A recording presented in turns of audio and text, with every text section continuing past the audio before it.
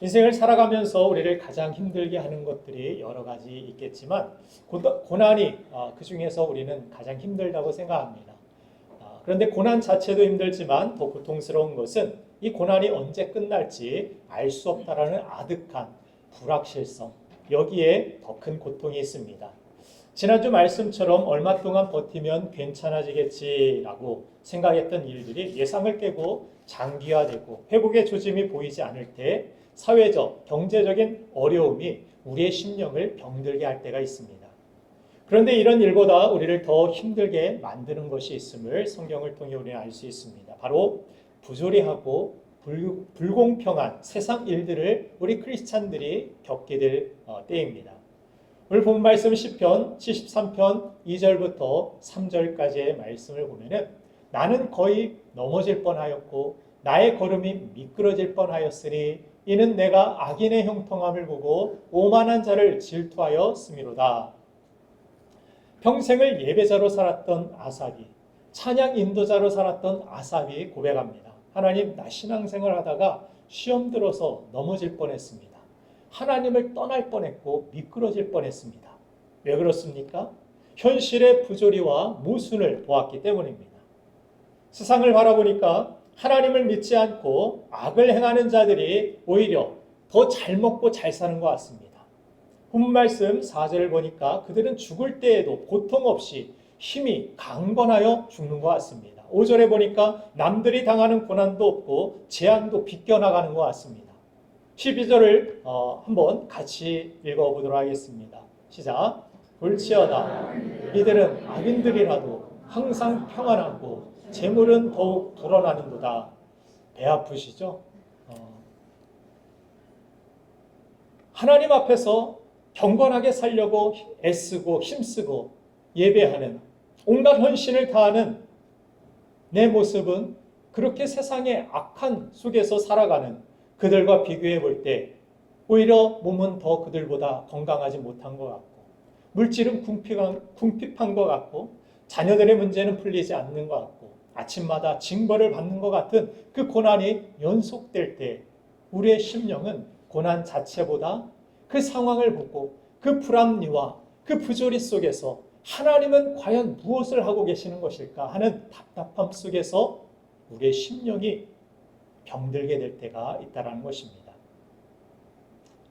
회사 직원들은 요즘 주식이 많이 돈을 벌었다고 그래서 집도 사고 차도 샀다라고 이야기하는데 주식도 내가 사면은 떨어지고 내가 팔면은 오르고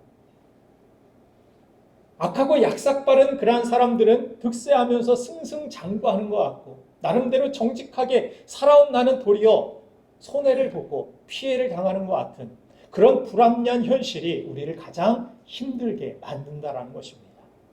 그래서 아삽은 13절에서 솔직하게 하나님 앞에 이런 고백을 드립니다. 13절 같이 읽겠습니다. 시작.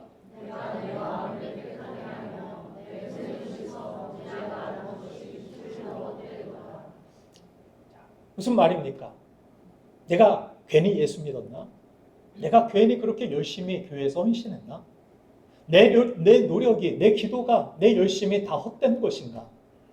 라는 그런 깊은 회의감이 몰려온 것입니다. 믿음으로 살려고 하는 사람들에겐 고통 자체보다 이 회의감이 더 고통스러운 것입니다. 그래서 16절에서 아삽은 심한 고통을 느꼈다라고 그런 고백을 드립니다. 그리고 22절에서 자기를 향해서 이렇게 고백을 합니다. 같이 한번 읽겠습니다. 시작.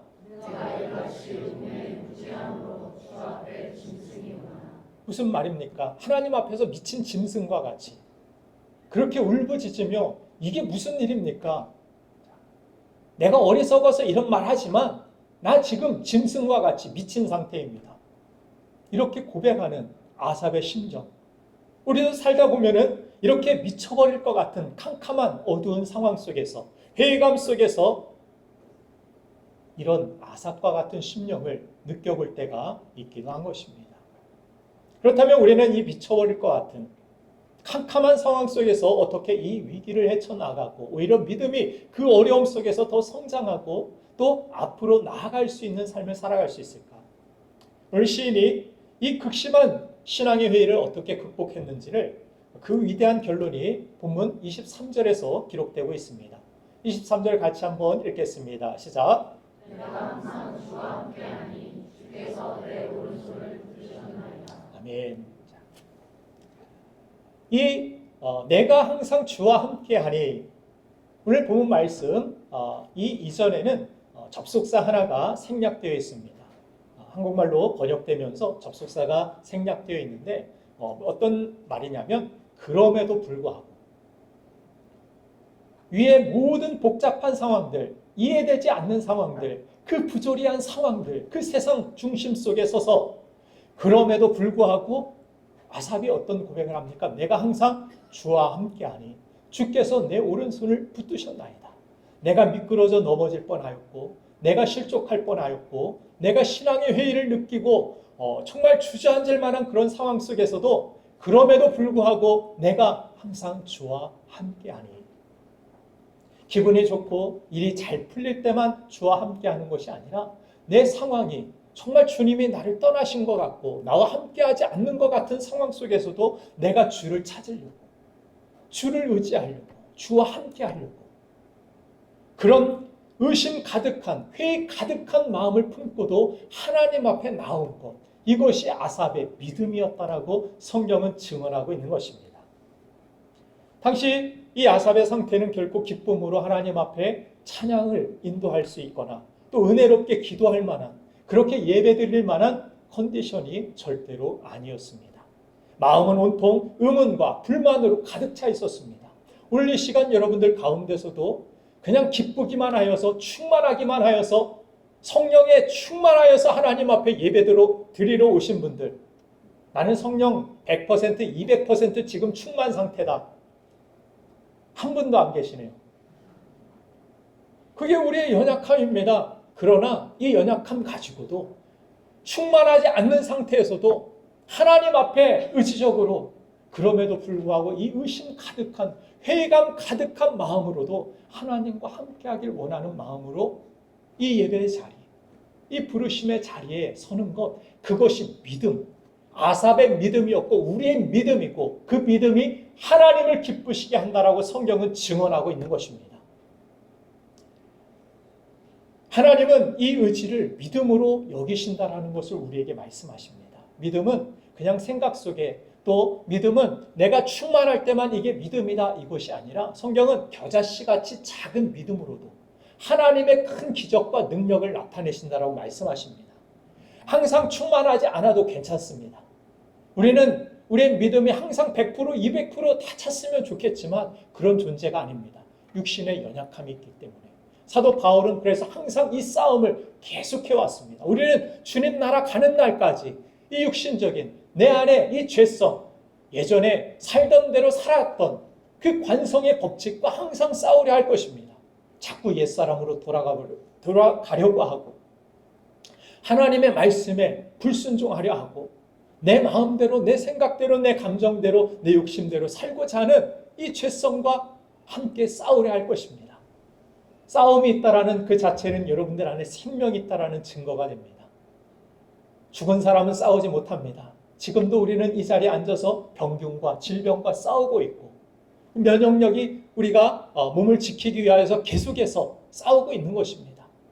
그러나 이 싸움이 중단되고 싸움이 일어나지 않는다라는 그 자체는 죽을 것입니다, 이미.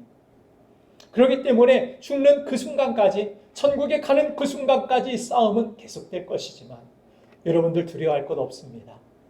주님이 우리와 함께할 때, 내가 주님 앞에 연약하고 부족한 그 상태에도 주님의 그 손을 의지하여 주님 앞에 나아갈 때 그 의로운 오른손으로 하나님이 우리를 붙들어 주시고 우리의 모든 연약함 속에서 우리를 건져 주실 것이기 때문에, 그 하나님이 우리와 함께 계시기 때문에 염려하지 않아도 됩니다.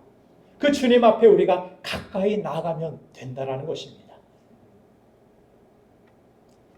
여기에서부터, 이 믿음으로부터 놀라운 하나님의 회복과 은혜가 일어난다라는 사실, 부어진다라는 사실을 오늘 아삽의 상황을 통하여서 우리가 발견할 수 있습니다.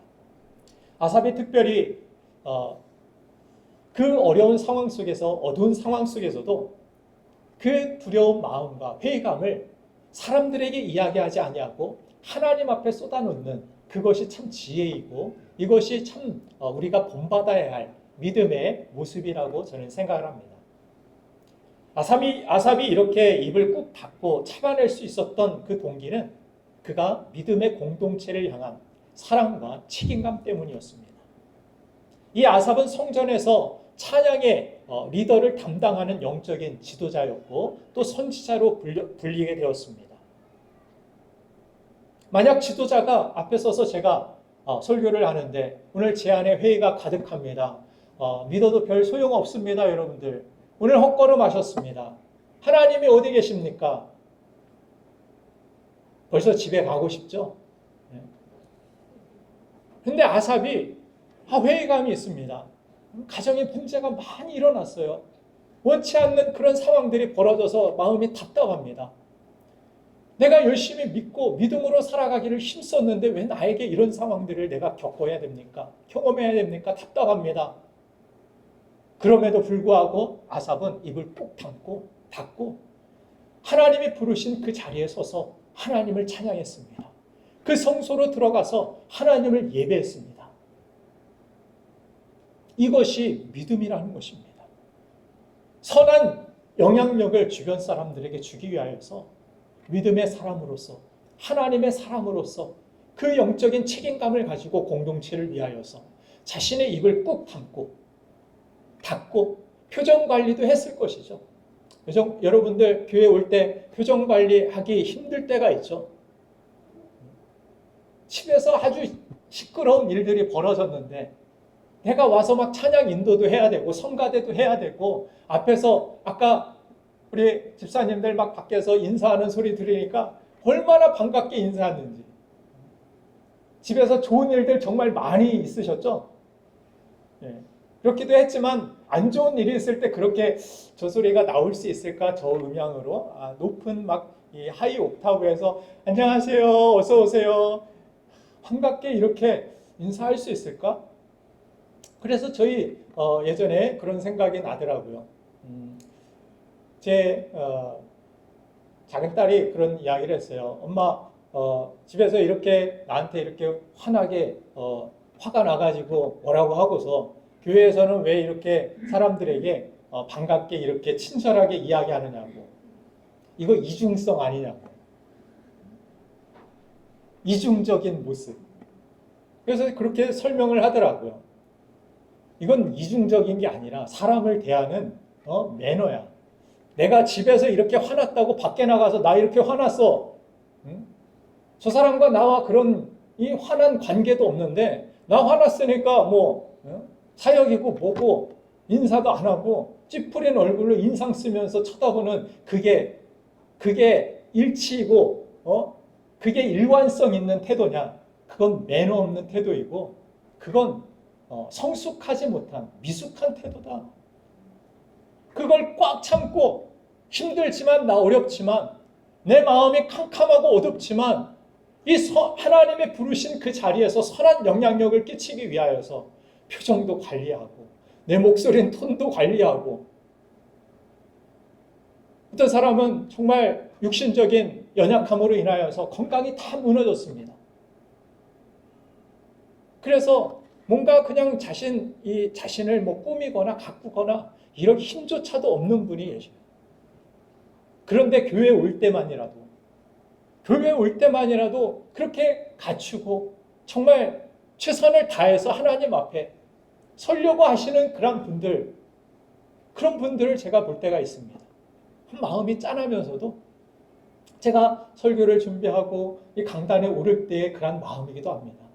저 사람에게 선한 영향력을 그래도 나는 무너져도 나는 쓰러져도 내 자녀들에게 가족들에게 내가 하나님 믿으며 내가 예배하는데 내가 맨날 그냥 무너져서 하나님 믿으니까 별것 없이 나는 이렇게 고통만 받더라 이런 모습 보여주기 싫고 그럼에도 불구하고 나는 하나님 앞에 하나님과 함께 하길 원해. 내가 이렇게 무너지고 다 쓰러졌는데 연약한데 그럼에도 하나님이 나와 함께 하셔서 감사해. 이런 믿음의 고백을 가족들에게, 주변 사람들에게 영향력을 끼치는 부르신 그 자리에서 쉬고 싶어서 아삽은 지금 입을 꾹 닫고 하나님의 그 부르신 자리에서 찬양을 인도하고 하나님을 예배하고 있는 것입니다. 하나님이 그 모습이 얼마나 아름답고 귀하게 여기시는지 오늘 성경을 통하여서 기록하시고 우리에게 말씀하여 주시는 것입니다. 너도 힘들지? 너도 어렵지? 그럼에도 불구하고 그렇게 아침에 일어나서 준비하고 하나님 앞에 성전을 향하여서 예배하러 나온 너를 사랑한다. 너를 기뻐한다. 내가 너와 함께하고 내가 의로운 오른손으로 너를 붙들어 줄게. 두려워하지 마. 염려하지 마. 세상에서 비록 쓰러지고 세상에서 비록 다 죽지만 죽는다 할지라도 내가 영원까지 너를 붙들어 줄게. 너를 책임져 줄게. 하나님의 이 거룩한 음성이 저와 여러분들에게 크게 울리게 되기를, 크게 들리게 되기를 주님의 이름으로 축원드립니다.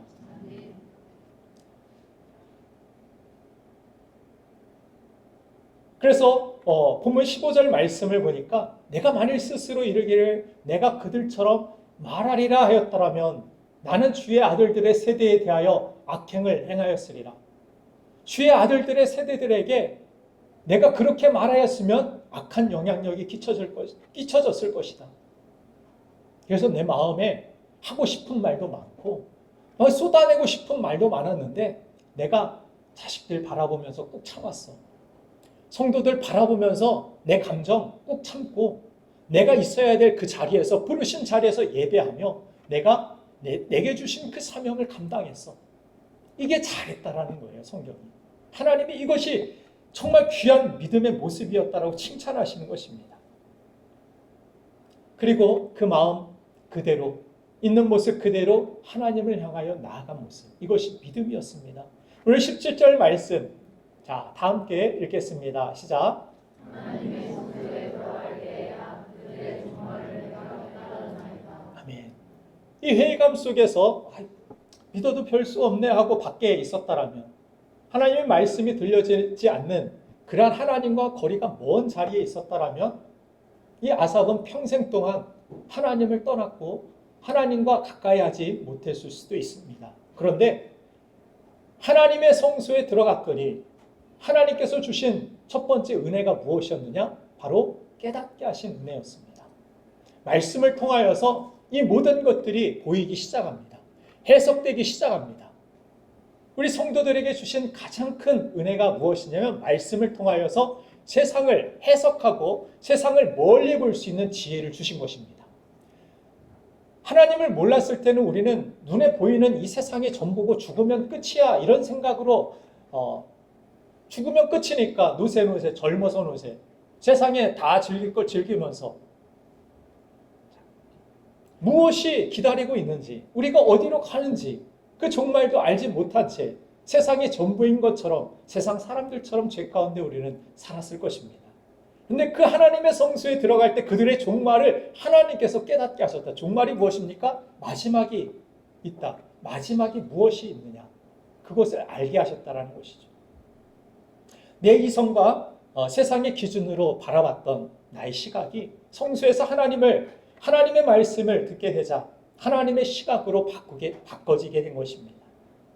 성소에 들어가서 하나님의 말씀을 통하여서 세상을 바라보니까 60년, 70년, 80년 그 짧은 시간이 이 세상의 전부가 아님을 깨닫게 되었습니다. 그 뒤에는 오히려 영원한 세계가 시작되고 역사의 종말이 있음을 알게 된 것입니다. 그러면서 그동안 부러워했던 악인들의 실상이 보이기 시작합니다. 18절, 19절을 보니까 하나님께서 그들을 미끄러운 곳에 파멸하는 곳에 두셨다라고 말씀하십니다. 마치 값비싼 호와 유람선, 그 타이타닉호에 타는 사람들과 같이 나 이거 아무나 못하는 이 타이타닉호에 타고서 내가 이렇게 유람을 할 수 있어. 나는 이런 부자야. 아무나 탈 수 있는 배가 아니야. 사람들은 부러워했습니다. 나는 언제 저 배 한번 타볼 수 있을까? 여러분들 타이타닉호에 타고 싶습니까? 종말이 보이니까 이 자랑이 얼마나 허무하고 허망한 것인지, 헛된 것인지, 무너지고 얼마 되지 않아서 마치 나뭇가지가 나무에서 떨어져 나와서 부러져 있을 때 잠시 살아있는 것 같고 싱싱한 것 같지만 그 꽃이 마르고 시들고 언젠가는 말라 비틀어 허무한 것 같이 그와 같은 삶의 종말들을 하나님께서 말씀을 통하여서 보여주셨다라는 것입니다. 아, 이것이 전부가 아니었구나. 내가 부러워야 할 것이 이것이 아니구나. 내가 정말 추구하고 붙들어야 될 것은 사라지는 것이 아니구나. 종말과 함께 끝나버리는 것이 아니구나. 영원한 것이구나. 그 영원한 하나님이 나와 함께 하는 것, 하나님과 동행하는 것, 하나님께 가까이 하는 것, 그것이 나에게 복이구나. 이것을 깨닫게 되었다라는 것입니다. 오늘 28절 말씀에서 그런 고백을 합니다. 같이 한번 읽겠습니다. 시작. 하나님께 가까이 함이 내게 보이라. 내가 주 여호와의 나의 피난처로 삼아 주의 모든 행적을 전파하리이다. 아멘. 우리가 살면서 시작이 좋은 일과 끝이 좋은 일들이 있습니다. 되게 시작이 좋은 일들은 끝이 좋지 못할 때가 많이 있습니다. 술을 예로 들면은 술은 시작이 좋다고 합니다. 술은 시작이 좋으시죠? 네. 여러분들은 다 술을 안 드시는 분들이니까 안 드셨던 분이니까 모르지만 술은 시작이 좋습니다. 기분도 좋고 알딸딸하고 뭐 분위기도 좋은 것 같고 그러나 끝은 개가 됩니다. 예전에 새벽 예배도 가보면은 그냥 새벽에 나뒹굴어져서 정말 위험하게 도로에 다리를 걸치고 누워있는 청년들 보면은 참 안타깝다. 얼마나 힘들면 저럴까. 하나님의 위로와 하나님의 은혜, 그들도 가까이 할 수 있으면 얼마나 좋을까. 그런 사망의 자리에 가까이 누워있는 그들의 모습을 보면서 안타까울 때가 많이 있었습니다. 시작이 좋으면 끝도 좋은 그런 자리에 서면 좋을 텐데 되게 시작이 좋으면 끝이 안 좋은 그런 모습들이 있습니다. 라면 같은 인스턴트 식품들을 보면 어떻습니까? 시작이 좋습니다. 아주 맛있고 아주 몸을 이롭게 할 것 같습니다. 그 다음 날은 어떻습니까? 퉁퉁 얼굴도 붓고 속도 안 좋고 더부룩하고 우리의 인생 가운데서 마찬가지입니다. 반면에 운동은 여러분들 시작이 쉬우면 뭐 문제가 없겠죠. 이번 올해는 다이어트를 뭐 하겠어, 운동을 뭘 이렇게 하겠어 하고 하는 분은 저희 교회에서 딱 한 분밖에 못 봤어요. 제가 함집사님 하겠다면 꾸준히 막 이렇게 하시더라고요. 어떻게 그렇게 운동을 꾸준히 할 수 있는지 대단하신 것 같아요. 대부분 시작이 힘듭니다. 그런데 하고 나면 어떻습니까? 운동하길 잘했어. 개운해. 우리 예배도 마찬가지죠. 이 자리에 여러분들 아삭과 같은 회의와 갈등과 이런 것들을 품고 나아갔다가도 하나님의 말씀을 듣고 하나님을 찬양하고 예배하고 돌아가면 어떻습니까? 오길 잘했어. 이렇게 우리는 마지막에 더 좋은 일들, 여기에 관심을 두어야 되고 특별히 우리의 마지막을 가장 좋게 하시는 분은 누구십니까? 바로 예수 그리스도, 우리 하나님이십니다.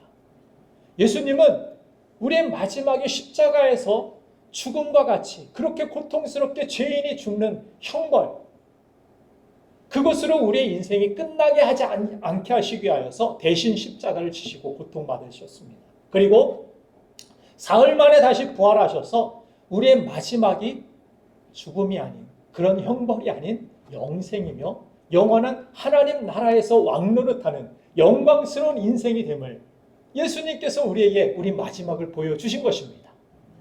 그 십자가는 우리의 미래입니다. 우리 마지막이 됩니다. 그 끝이 죽음이 아니라 그것은 영광이 될 거야. 부활이 될 것이야.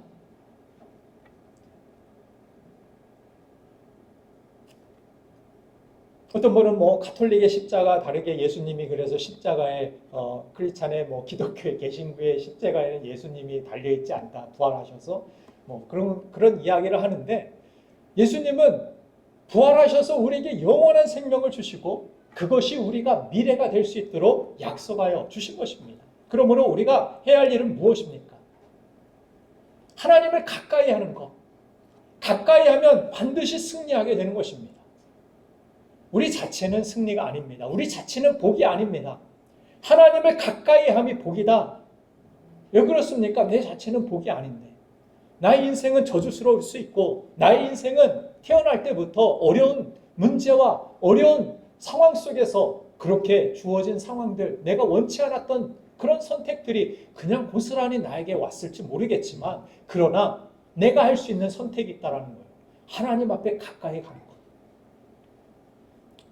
다른 것은 바꿀 수 없지만 그 부조리한 세상과 그런 어려운 상황들을 내 힘으로 바꿀 수 없지만 내가 가진 능력, 내가 가진 복으로는 해결할 수 없지만 그러나 하나님이 나를 사랑하시고 나를 부르시고 나를 위하시고 나를 위하여 독생자까지도 내어주신 하나님이 나를 붙들어 주시기 때문에 그분이 나의 복의 근원이 되시기 때문에 그분께 가까이 나아갈 때 하나님의 복이 나에게 임하고 하나님의 축복이 우리의 인생 가운데 흘러 넘쳐서 나뿐만이 아니라 주변 사람들까지 우리 가정과 교회 이 나라에 차고 넘치게 된다는 그러한 믿음이 우리에게 있기를 간절히 축복합니다.